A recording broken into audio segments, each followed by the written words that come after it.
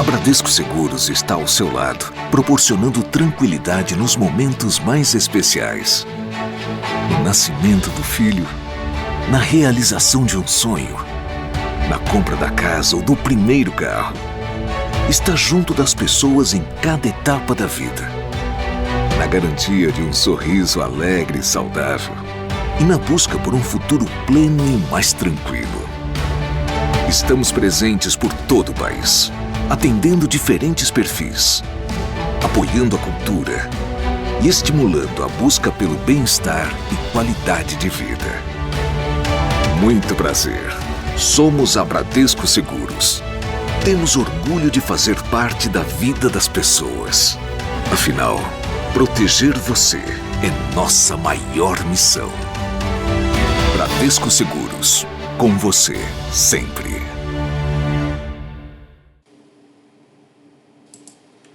Olá, sejam bem-vindos a mais uma aula do curso Desvendando seu Smartphone.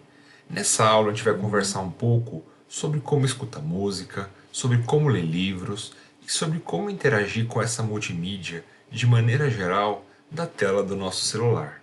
Se você vier aqui no seu aplicativo da Play Store ou se você tiver, por exemplo, em iPhone, na App Store, você vai perceber que na parte de baixo, aqui, ele já divide em jogos, apps. Quando ele fala de apps, pode ser o Facebook, o TikTok, ali o aplicativo do Mercado Livre, enfim, são aplicativos de maneira geral que você vai usar para baixar ele para o seu celular, para fazer compras, mas ele tem uma aba que pode ser muito interessante, que são a aba de filmes e a aba de livros. Então, a própria loja, ela já dá uma divididinha para que você consiga saber o que você quer, aonde que você quer e em que local estão essas coisas. Então isso é bem interessante, isso já vai dividindo um pouco a nossa área de atuação. Então eu sei aonde que eu preciso clicar para buscar o que eu quero. Quando a gente fala em ouvir música, um dos aplicativos mais usados acaba sendo o Spotify. É claro que você pode sempre... Só vou pesquisar novamente, porque ele não... eu estou na aba de livros, tá? Eu vou só voltar aqui para apps. A pesquisa ela é contextual, então se eu tiver aqui em jogos, ele pesquisa jogos. Se eu tiver em apps, ele pesquisa apps. Se eu tiver em filmes, ele pesquisa filmes, ó. Até aparece escrito ali em cima. Pesquisar apps e jogos. Pesquisar aqui, ó, filmes e programação. Ele até indica pra gente que ele vai pesquisar isso em específico. Ele mostra pra gente essa informação. Então se eu vier aqui em apps, por exemplo, e digitar Spotify,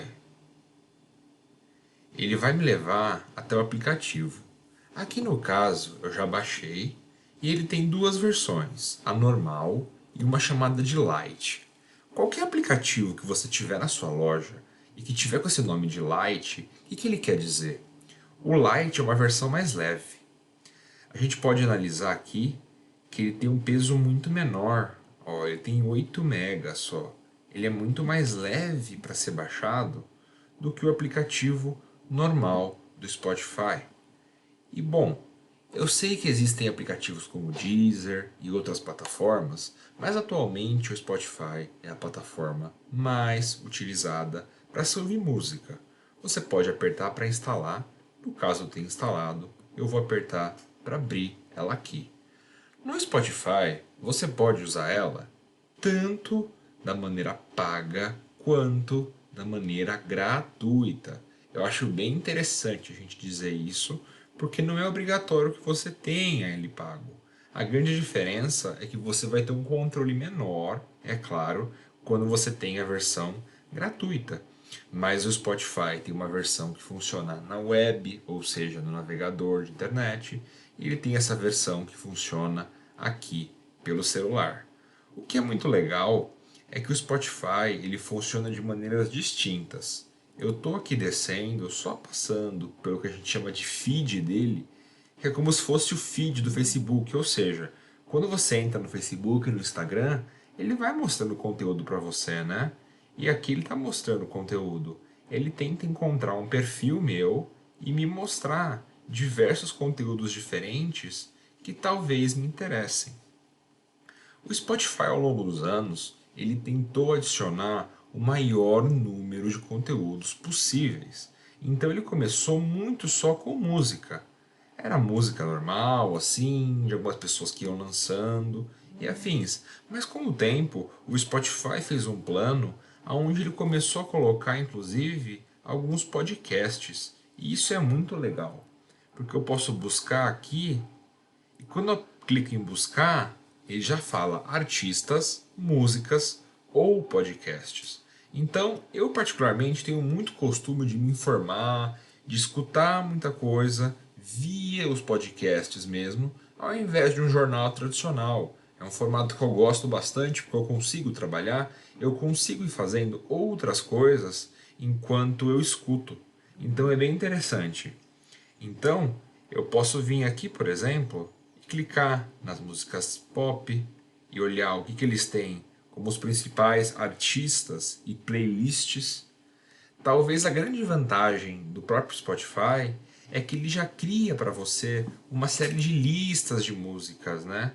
E te mostra quais que são as mais famosas, para que você coloque as músicas e não tenha que ter trabalho. Mas supomos que você quer ouvir muito Tim Maia. Você consegue digitar Tim Maia ou consegue digitar uma música que você queira nele e dá para você pesquisar a partir desse modo. Então eu vou voltar aqui para buscar. E quando a gente passar aqui, eu vou clicar em podcasts e ele vai ter uma nova interface só me mostrando todas as dicas possíveis de podcast que ele tem. Então eu tenho aqui, ó, paradas de podcast, podcasts originais e exclusivos. Isso quer dizer que eles só existem na plataforma.